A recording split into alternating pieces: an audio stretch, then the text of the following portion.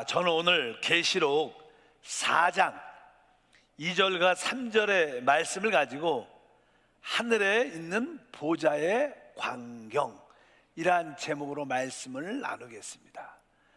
우리 요한 계시록을 우리가 잘 알고 깨닫기 위해서는 1장에 주님이 말씀하신 이 세 가지에 대한 구분이 확실하면 됩니다. 우리 주님께서 말씀하시길 이제 내가 본 것과 지금 있는 일과 장차 될 일을 기록하라, 이렇게 말씀하셨어요. 그래서 사도 요한이 그가 본 것, 또 현재 지금 있는 일과 그리고 앞으로 장차 될 일, 세 가지를 확실하게 구분을 딱 하면 계시록을 이해하는 데 많은 도움이 됩니다. 그래서 내가 본 것이 무엇인가, 그것은 여러 가지 해석이 있겠지만 바로 1장에서 바로 이 인자가 이 금촛대 사이에 거인이시는 교회 안에서 운행하시는 그런 모습을 보고, 그 다음에 2장과 3장에 7교회에 대한 이야기를 쭉 하죠. 그것이 아마 내가 본 것이라고 말씀하고, 두 번째는 이제 지금 있는 일과 곧 이제 4장과 5장에 하늘 보좌로 이끌려가서 하늘에 있는 보좌의 광경을 보는 그런 이야기가 쭉 기록되어 있고, 이제 6장부터 장차 앞으로 이 땅에 일어날 하나님의 심판에 대한 그런 내용들이 쭉 기록되어 있습니다. 오늘은 특별히 이제 4장과 5장의 말씀을 나눕니다. 우리가 앞으로 교회의 역사에 대한 이야기를 공부했기 때문에 이제 우리가 신앙생활할 때 영광의 하나님의 보좌를 한번 쫙 볼 수 있다면 우리 영안이 열려서 우리에게 큰 은혜와 축복이 함께할 줄 믿습니다. 그래서 이 하나님의 보좌는 어떻게 생겼을까?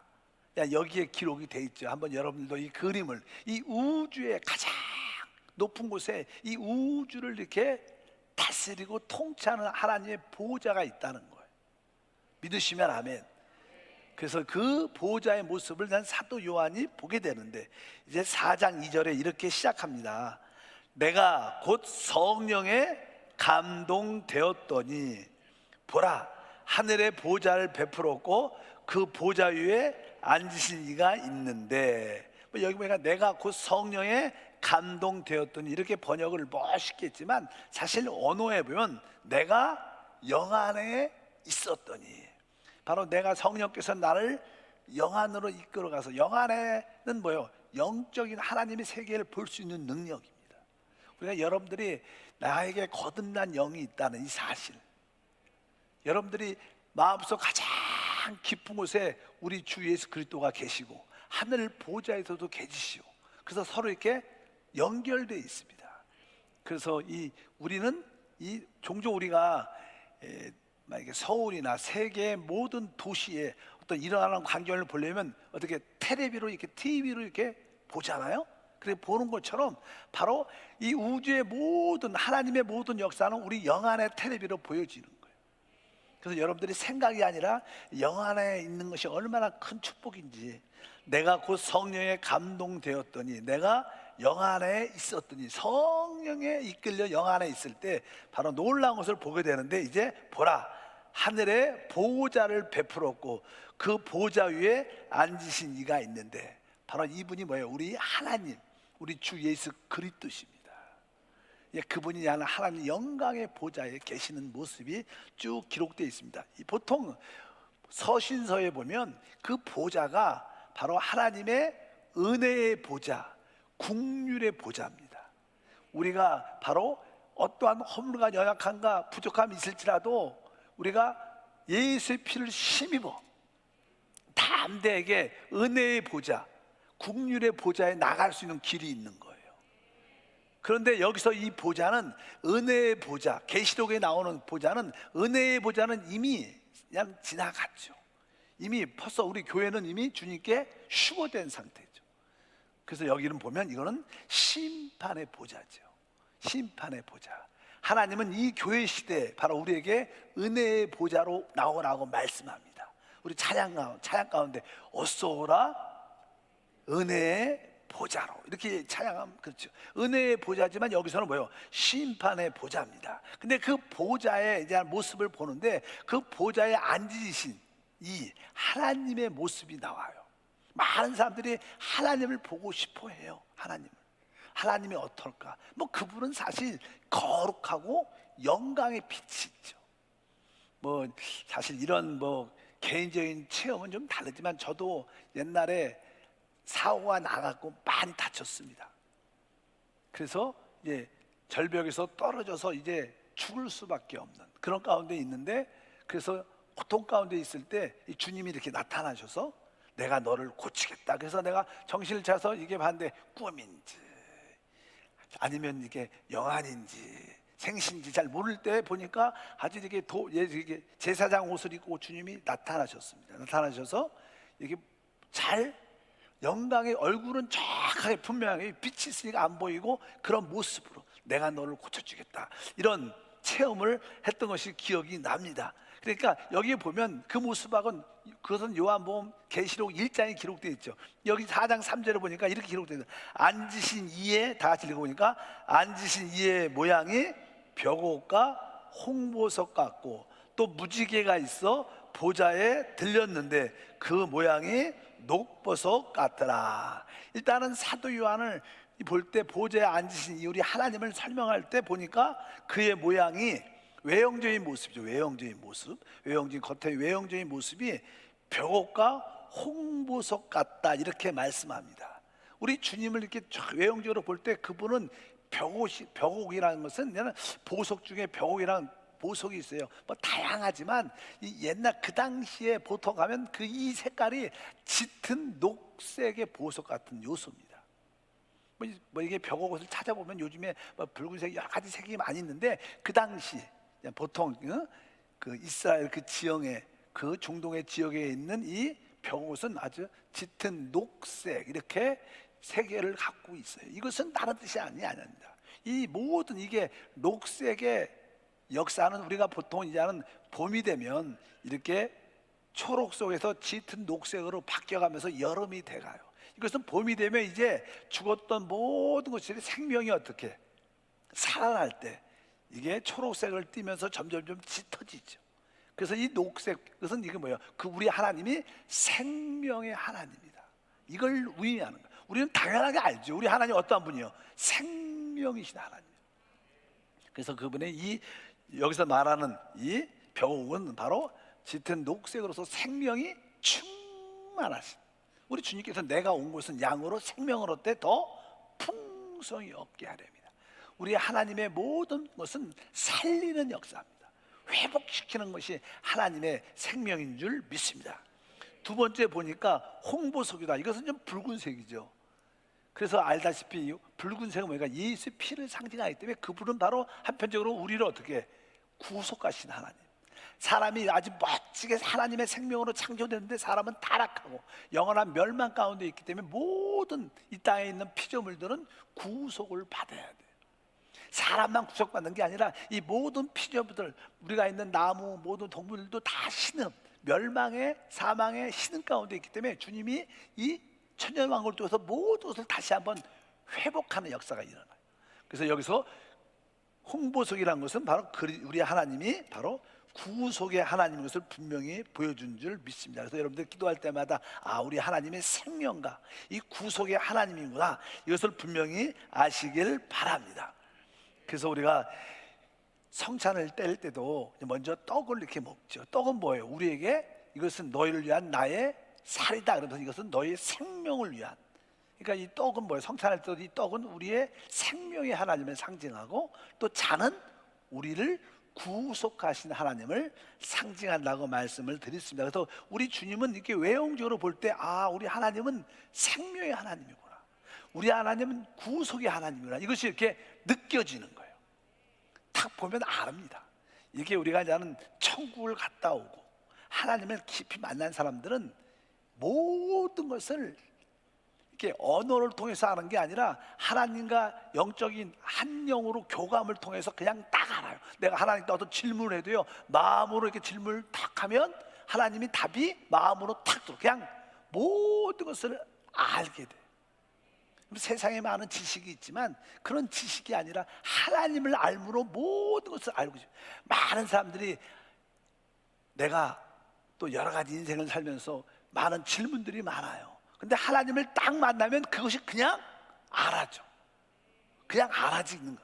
바로 그런 모습을 갖고 계십니다. 근데 두 번째 보면 나는 뒤에 보니까 또 무지개가 있어. 뭐예요? 보좌에 둘렸는데 무지개가 있어. 알다시피 노아의 홍수 때 우리 하나님께서 이제는 이 세상이 너무 강박하니까 하나님이 결국 이 세상을 물로 심판합니다. 그동안 비가 거의 오지 않은 그런 상태 가운데 이제 하늘의 문이 열리면서 땅에 샘들이 터지면서 뭐 하늘에서도 물이 부어지고 땅에 있어서 샘물이 터져 물이 올라오니까 이 지구의 모든 생명체들이 거의 특별히 인류가 사람들이 타락한 사람들이 다 물로 호흡하는 기식하는 사람들이 다 죽습니다. 그때 이제 사람들이 그동안 한 번도 비가 안 왔다가 하늘에서 비가 한번 딱 오니까 어때요? 그래서 종종 이게 하늘에서 비가 오면 사람들의 마음에 그 당시 노아 홍수 이후에 와 비가 오면 또 40일 동안 올까 이 두려움이 안 들겠어요. 비만 오면 와 또 심판이 오나니 두려움이 있으니까 하나님께서 노아의 그 가속이 나올 때 무지개를 보여주면서 하나님이 약속하죠. 내가 다시는 바로 이 땅을 위하여 물로 심판하지 않겠다. 바로 그 무지개를 보여주면서 다시는 내가 물로 심판하지 않겠다. 하나님의 약속이죠. 언약이죠. 그러니까 우리가 무지개를 볼 때마다 우리 하나님은 뭐예요? 약속하시는 분이시고 약속을 지키시는 언약의 하나님. 그래서 우리가 구약, 신약, 성경책도 갖고 있잖아요. 우리 하나님은 어떠한 분이세요? 언약의 하나님이시고 그 언약을 주실 뿐만 아니라 언약을 지키시는 하나님입니다. 근데 하나님이 우리에게 약속하신 그 언약이 무엇이냐? 그 언약의 참된 실제는 예수님이세요. 여러분들이 예수를 갖게 되면 모든 것을 가진 축복과 은혜가 함께 할 줄 믿습니다. 이 무지개라는 것은 바로 이 땅에 있는 모든 생명체를 위해서 언약하셨고 그 약속을 지키시는 분이시다. 그래서 여러분도 오늘도 예수님의 그 언약을 붙잡고 나온 거예요. 그러니까 우리는 하나님을 누릴 수 있고 하나님을 간증할 수 있는 줄 믿습니다. 그래서 여기 보니까 무지개에 대한 그런 말씀이 쭉 기록되어 있습니다. 그리고 나서 이제 기본적으로 하나님 보호자에 앉으신 이의 모습이 그런 생명의 하나님, 우리를 구속하신 하나님, 언약을 지키시는 하나님, 약속의 하나님, 이렇게 말씀을 할 수 있고 이제 4장 4절도 읽어보니까 또 보좌에 둘려 24 보좌들이 있고 그 보좌들 위에 24 장로들이 흰옷을 입고 머리에 금관을 쓰고 앉았더라. 이 하나님 보좌가 중심이 딱 돼서 하나님이 딱 어린 양 예수 그리스도가 딱 앉아 계신데 그 주변에 또 작은 보좌들이 또 몇 개가 있어요. 20 보좌들이 24 보좌들이 있는 거예요. 그 보좌에는 누가 있어요? 24 장로들이 흰옷을 입고 머리에 금관을 쓰고 앉았더라. 원래 보좌라는 것은 그냥 권위를 상징하고 모든 것을 다스린다는 통치 역사가 있죠. 그래서 나는 성경을 이렇게 해석하는 많은 성경 해석가들이, 주예가들이, 강해가들이 많죠. 근데 이 말씀을 성공할 때 24 보좌, 24 장로들, 이 24 장로들이 누굴까? 누굴 것 같아요? 그래서 아주 가장 쉽게 편하게 생각하는 사람들은 이제 24 장로들이 12사도와 12사도도냐는 선인서에 보면 나 장로 베드로는 이렇게도 막 이렇게 얘기해요. 그러니까 그 당시 교회를 치리하는, 지금으로 말하는 담임 목사를 그 당시에는 뭐라고 불렀냐면 장로라고 불렀어요. 장로, 교회를 치리하는, 인도하는 책임자를 뭐라 그랬어요? 장로라고 그랬어요. 지금으로 말하면 교역자를 말하죠. 사역자. 그래서 우리가 교회 사역자, 교역자를 말하는데 교회를 이끌어 인도하는 사람들, 거기에 대한 장로들이 있었죠. 그리고 나서 이제 또 현재 교회의 인도자들, 장로들이 있습니다. 그래서 여기 보니까 24 장로를 그렇게 이야기를 하는 분도 있어요. 근데 그것은 성경하고 조금 많이 다르죠. 그렇게 해석하면 안 되는 것 같고, 여기서 그냥 우리가 잘 아는 것은요, 원래 장로는 이게 오래된 자 이런 뜻이죠. 장로, 오래된 자. 그 다음에 또 다른 의미는 또 영적으로 성숙한 자, 이런 두 가지 있어요. 오래된 자. 여러분, 이 우주에서 가장 오래된 자가 누굴까? 하나님이죠. 하나님 말고 누가 가장 오래됐을 것 같아요? 마스크를 써갖고 안 들리는 말이 안 들려. 가장 오래된 자, 그러니까 이 사람보다 먼저 창조된 자들이 있어요. 뭐예요? 천사죠. 천사. 천사들이 사실 오래됐죠. 그래서 천사 중에서도 천사들을 인도하는 책임자들을 말합니다. 원래 첫 번째 창조에서 우리가 재창조라고 말하잖아. 첫 번째 창조의 중심은 천사였고, 하나님은 이 천사들을 통하여 이 우주와 이 땅을 다스렸어요. 근데 거기 중에 이제 한 천사장이 하나님께 배역하고 거역하고 교만해서 타락해서 심판이 이 우주에 임하게 되고, 그래서 성경에 보니까 이 땅이 혼돈하고 공허하며 흑암의 깊음에 있다. 아주 큰 그런 일이, 안 좋은 일이 생겼죠. 그래서 이제 하나님께서 다시 한번 이 우주와 이 땅을 회복하기 위해서 하나님의 형상과 모양대로 만들어진 사람을 창조하셔서 이 우주와 이 땅을 다시 한번 다스리도록 역사하는 것이 하나님의 경륜의 역사인 줄 믿습니다. 그래서 여기서 나오는 이 24장로는 영적으로 정확하게 이렇게 설명하면 아마 천사들의 장로일 것이다, 이렇게 그냥 보통 생각을 그냥 많이 합니다. 왜냐하면 이 계시록 4장에 보면요, 여기에 보좌에 두 종류의 무리가 있어요. 하나는 여기 말하는 24 장로들의 무리가 있고, 또 하나는 네 생물이라는 단어가 쭉 앞으로 나옵니다.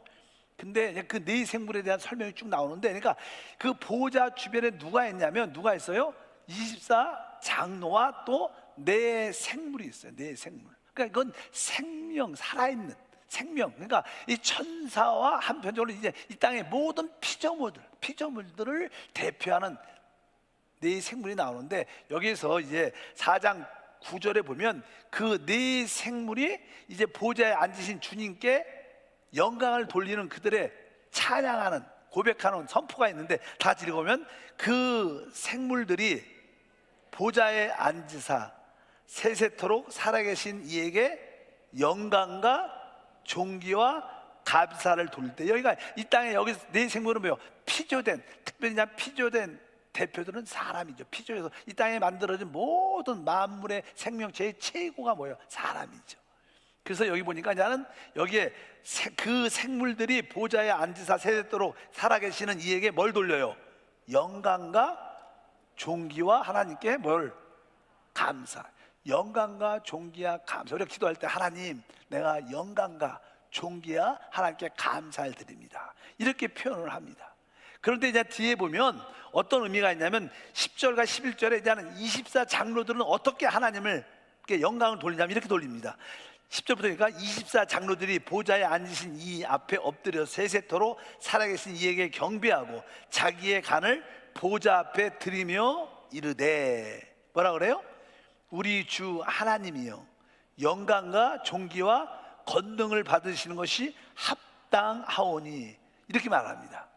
이들은 이제 이 24 장로들은 어떻게 올려요? 영광과 존귀와 뭐를? 권능을 받는 게 합당하다. 근데 아까 네 생물은 영광과 존귀와 뭐를? 감사를 드려요. 조금 다르죠. 영광과 존귀는 똑같다. 한 팀은 뭐요? 감사를 올리고, 한 팀은 권능을 높여요. 그러니까 천사들은요, 천사장만 일반적인 천사들은 타락해서 그들은 구속받지 않죠. 그러니까 그들은 구원의 은혜에 감사한 체험을 몰라요. 근데 우리 사람들은 뭐예요? 타락했어요. 근데 하나님의 은혜로 구원을 받은 거예요. 그러니까 그 마음에 우리에게 뭐가 있어요? 감사가 있는 거예요. 그러니까 아까 네 생물들은 뭐예요? 하나님께 맨 끝에 감사를 돌려요. 감사. 왜? 모든 이 땅에 있는 피조물들은 다 타락했기 때문에 어떻게 구속을 받지? 다 구속을 받죠. 구속을 받으니까 우리는 뭐예요? 항상 하나님께 기도할 때 하나님 영광과 존귀와 감사를 올려드립니다. 저를 구속해서 감사합니다. 그 천사들은 한때 자기들이 하나님의 권능을 가지고 능력으로 하고 이 땅을 다스렸어요. 원래 이 능력을 갖고 다스렸으니까 우리 하나님께는 뭐가 있다는 거예요? 권능이 있는 거야. 그분 하나님께 영광과 존귀와 자기들에게 권능을 줘서 이 우주와 이 땅을 다스리게 했기 때문에 하나님께서는 권능이 충만합니다. 이래서 그들은, 천사들은 권능을 올리지만 여기에 있는 네 생물, 피조물들은 뭐라고 그래요? 하나님께 구속받았기 때문에 감사를 올립니다. 그래서 여기에 처음에 그들이 24 보좌에 그들이 앉아 있었어요. 보좌에 서 있었어요. 왜? 그들은 다스리는 권세가 있었어요. 근데 이제 구속받은 우리들이 다 어떻게 하나님께 휴거가 되죠. 휴거가 되고 주님 앞에 서게 될 겁니다.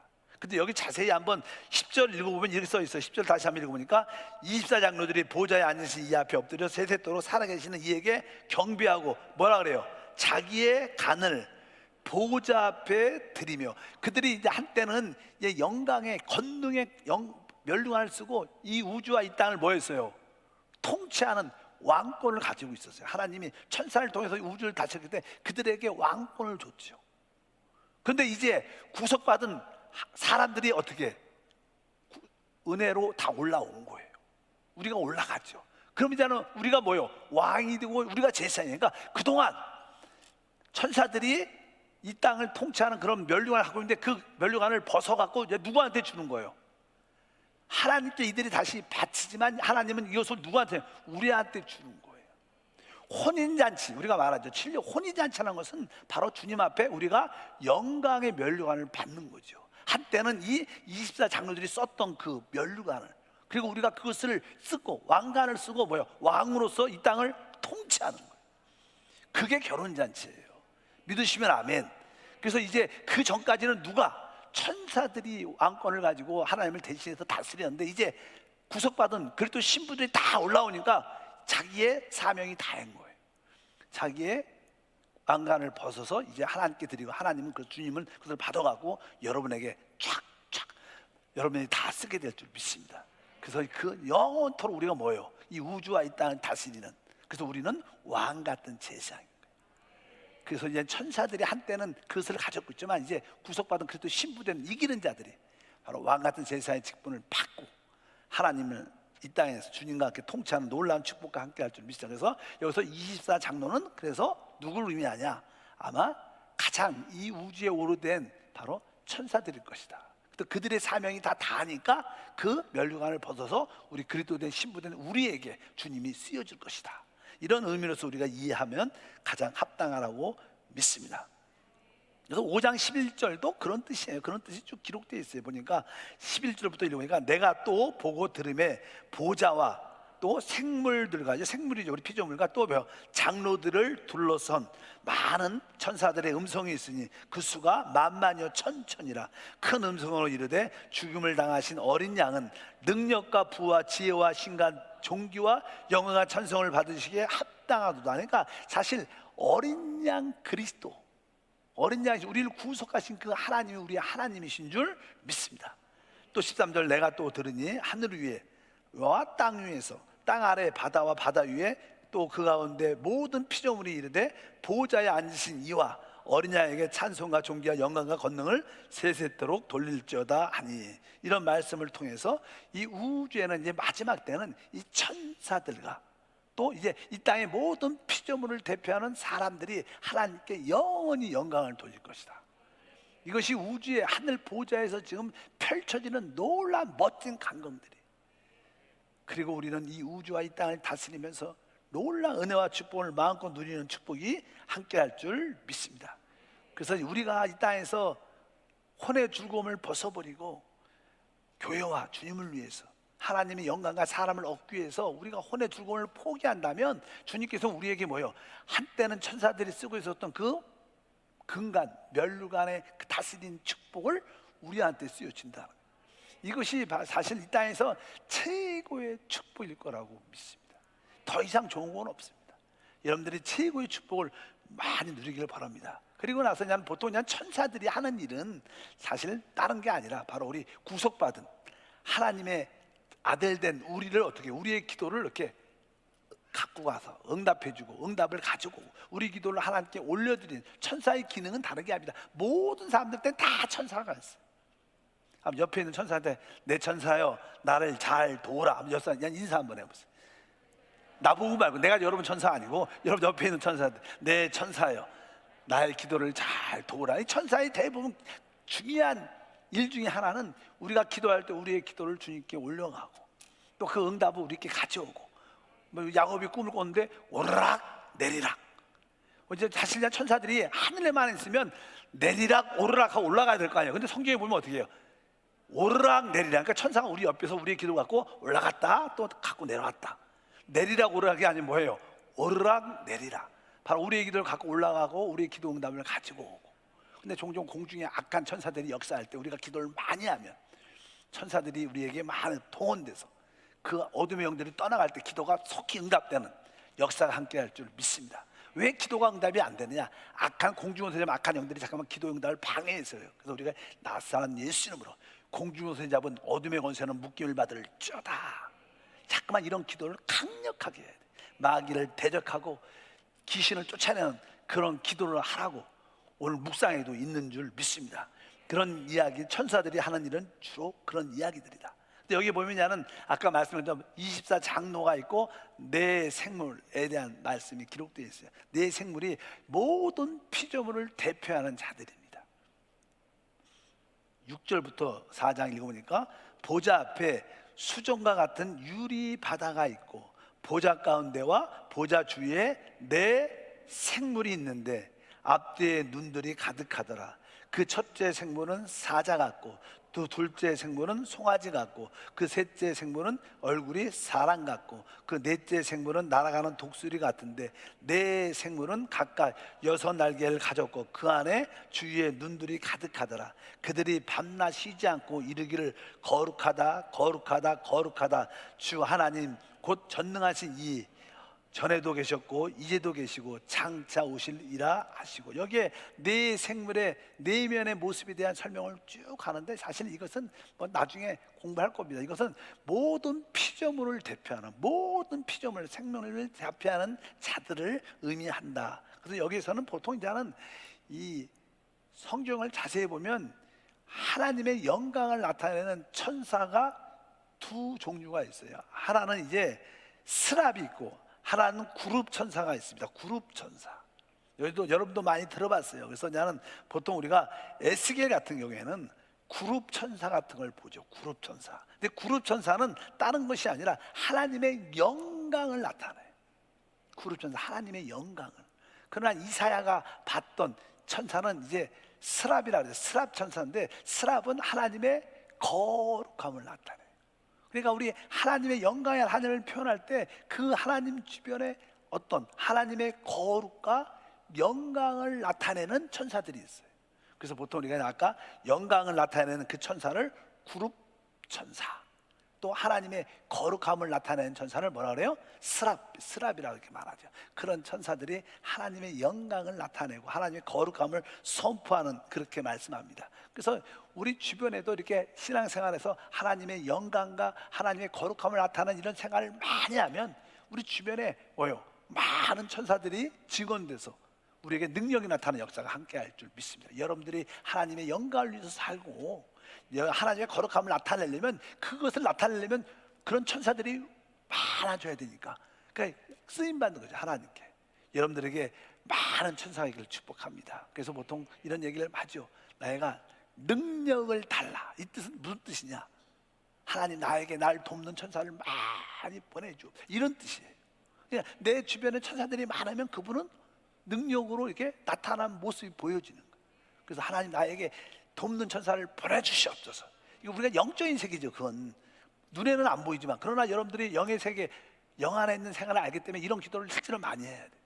천사는 또 우리를 돕는, 우리를 수종드는 종이니까 여러분들이 명령을 해야 되는 거예요. 그래서 그 초대교회냐 서신서에 보면요, 천사들이 잘 나타나죠. 자기들의 천사들이니까 천사를 숭배하는 그런 잘못된 신앙을 가진 사람들이 초대교회에 있었어요. 그래서 그것을 이단이라고 정죄했어요. 이단. 그러니까 천사는 숭배의 대상이 아니죠. 천사는 우리가 부리는 대상이에요. 우리의 종입니다. 구원받을 후사, 구원받은 우리 후사로 우리를 섬기는 종들이 바로 천사인 줄 믿습니다. 그래서 천사 봤다고 막 특별한 사람, 그런 생각하면 하지 마요.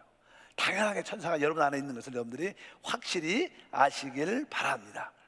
또 4장 5절에 보면 이런 말씀이 기록되죠. 보좌로부터 번개와 음성과 우레소리가 나고, 종종 뭐 사실 우리가 이 비가 오고 날씨가 장마가 지고 막 그러면 번개가 막 빠바바박 빛이 쫙 나고 뭐 우레소리가 쾅쾅쾅 이렇게 한 달 전에 막 비가 많이 왔잖아요. 그럴 때 보면 막 주님이 오시나 보다 이런 생각이 들 정도로 무섭죠. 사실 번쩍번쩍하고 막 소리가 꽝꽝꽝꽝 그러면 진짜 세상이 끝나는 것처럼 보이는데, 사실 이 하나님의 그 웅장함과 하나님의 경외함의 그런 모습들이 종종 그렇게 보여지는 모습.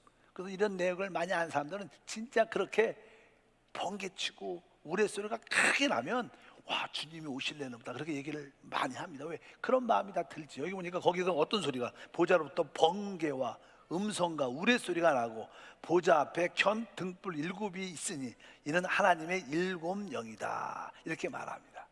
그래서 우리 이제는 7 영은 다른 뜻이 아닙니다. 우리 하나님은 삼위일체 하나님이십니다. 성부와 성자와 성령.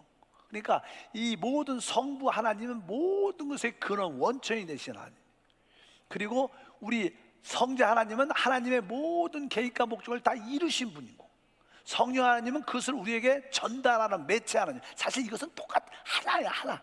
삼위일체 하나. 그래야 삼위일체 하나님을 우리가 이해해야 하나님을 누릴 수 있어요. 그래서 아버지께서 모든 계획과 목적을 이루셨지만 그 일을 이루시는 분은 아들 하나님이시지만 그것을 적용하고 우리에게 체험케 하시는, 교통케 하시는 분은 성령이신데, 그런데 아들이 올 때도 우리는 알아야 돼요. 아들만 달랑 오는 게 아니에요. 그분이 올 때는 아버지 하나님과 성령 하나님이 항상 같이 계시는 거예요. 그래서 이게 상호 내재라 그러죠.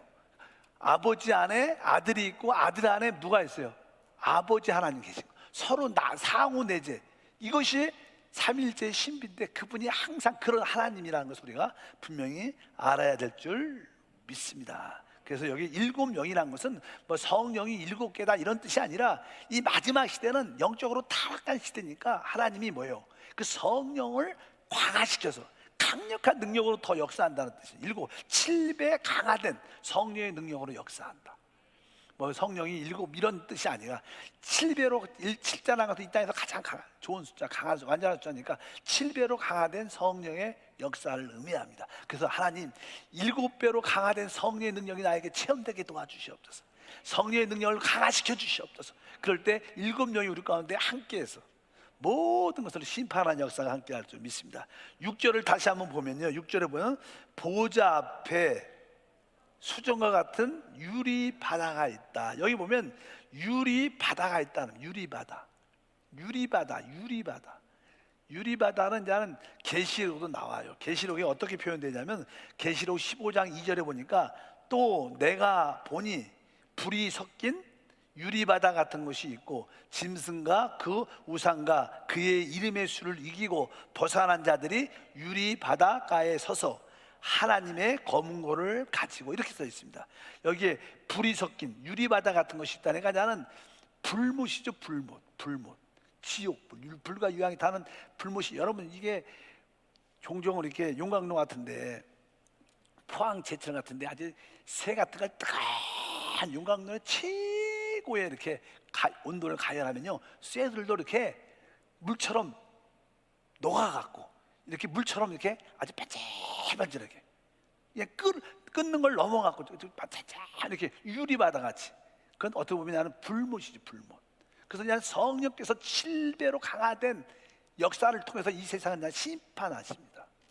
심판할 때 이 우주의 하나님의 역사는 하나님의 거룩과 영광에 속하지 않는 모든 것은 다 뽑아내십니다. 그리고 그것을 다 어디다 집어넣어요?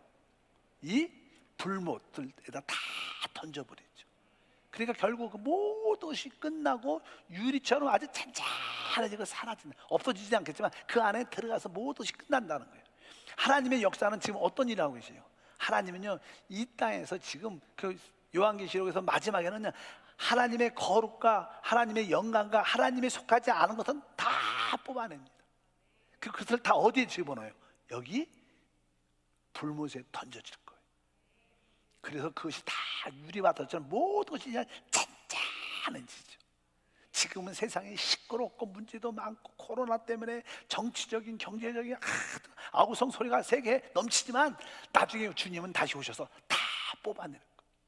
그리고 그것을 다 풀물에 던져갖고 어떻게 아주 맑은 유리바다처럼 모든 것을 끝내실 거라고 말씀을 하신다고 우리는 분명히 알아야 될 줄 믿습니다. 그러니까 이 우주 안에 하나님께 속하지 않은 저도냐는 점점 하나님을 믿으면서 내 안에 육신에는 이게 죄라는 요소가 심어져 있죠. 정욕이라는 요소가 이 안에 심어져 있죠. 시기, 질투, 증오, 속이는 거 이런 것이 얼마나 육신의 정욕, 안목의 이 세상 이런 게 지금 살면서 점점 좀 하나님을 깊이 알면 내 육체 안에 정말 선한 것이 아무것도 없구나.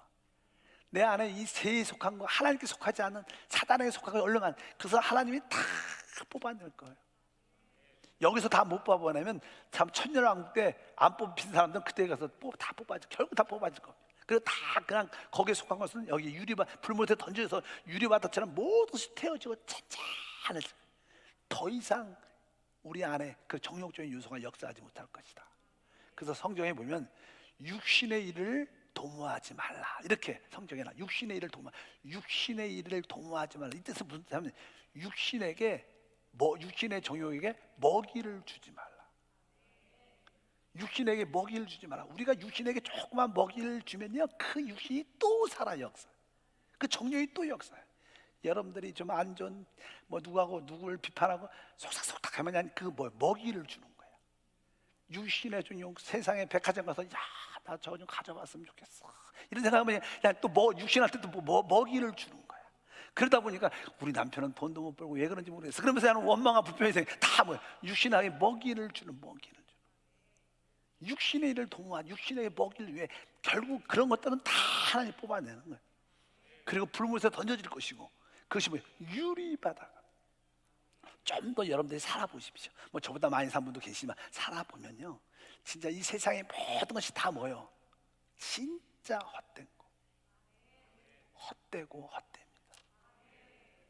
다 불못에 들어갈 것만 찾고 있는 거예요. 사람들이 이 불못에 들어갈 것만 찾고 있으니까 그거를 못 놓으니까 결국 우리도 어떻게 해? 불못에 따라 들어가는 거예요. 세상 사람은 다 그래서 멸망하는 겁니다. 그러나 바로 우리 육신에 속한 게 아니라 우리는 영안에 속한 하나님께 속한 거룩과 의와 영광을 추구하시면 그럼 여러분들은 하나님 보호자의 주님과 함께 그 멸관을 쓰고 이 우주와 이 땅을 한때는 24 천사 장로들이 다스렸던 이 우주와 이 땅의 통치의 최고의 축복을 우리가 이제 인수인계 받는 인수인계 받을 날이 얼마 안 남았어요. 여러분들이 그러니까 너무 걱정하지 말고 이 코로나 두려워하는 게 아니에요. 이 코로나 같은 게 빨리 와야지 이게 끝나지. 자꾸만 종식되라고 기도를 하는 게 맞는지 모르겠지만 빨리 코로나가 아예 끝나야 돼요. 종식. 그리고 또 이 세상을 살고 그게 아니고 이 세상이 끝나야 코로나도 사라져요. 코로나도 불못에 들어갈 것이고 우리가 세상에 속한 붙잡았던 거 다 끝날 줄 믿습니다. 그래서 유리바다 같다 이렇게 말씀합니다. 그런데 우리의 그 보호자의 앉으신 을 보니까 5장이죠. 5장 1절 한번 보세요. 5장 1절 보니까 내가 봄에 보호자에 앉으신 이의 오른손에 뭐가 있어요? 두루마리가 있으니 안팎으로 썼고 7인으로 봉하였다. 그러니까 오른손에 두루마리 책 같은 것을 이렇게 말아놓은 두루마리를 딱 갖고 계신데 안팎으로 썼고 7인으로 봉하였다는 거예요. 근데 사도 요한이 그 책을 딱 보니까 거기에 진짜 하나님의 경륜, 이 우주의 비밀이 다 써 있는 거예요. 우주의 비밀, 하나님의 경륜, 또 새 언약, 하나님 우리에게 주신 뭘 줘? 새 언약의 비밀들이 다 써 있는 거야. 저 읽어야 되는데, 저 알아야 되는데, 그걸 알아야 되는 거야.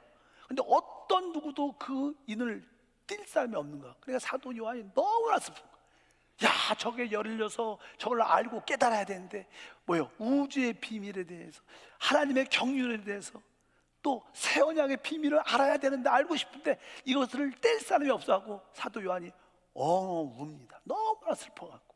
그러니까 천사가 말하죠. 울지 말라, 울지 말라 이렇게 말합니다. 그러면서 이렇게 말을 합니다. 계시록 5장 5절 말씀을 다 같이 읽어보니까 장로 중에 한 사람이 내게 말하되 울지 말라. 유대 집파 사자 다윗의 뿌리가 이기었으니 그 두루마리와 그 7인을 떼시리라. 그러니까 우리 예수 그리스도가 누구예요?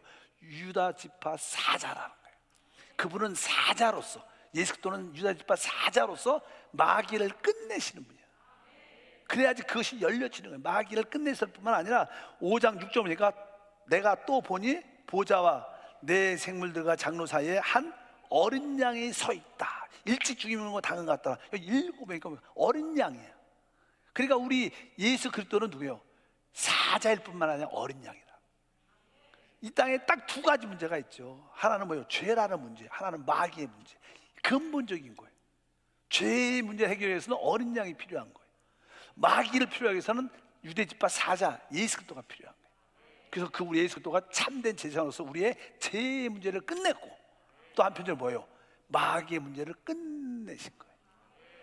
우리 주님이 바로 이 땅에 오셔서 이 두 가지 일을 해결하시니까 우리에게는 영생이 주어졌을 뿐만 아니라 이 일곱 인이 하나씩 쫙 떼지면서 우리는 바로 우주의 비밀을 알게 되는 거예요.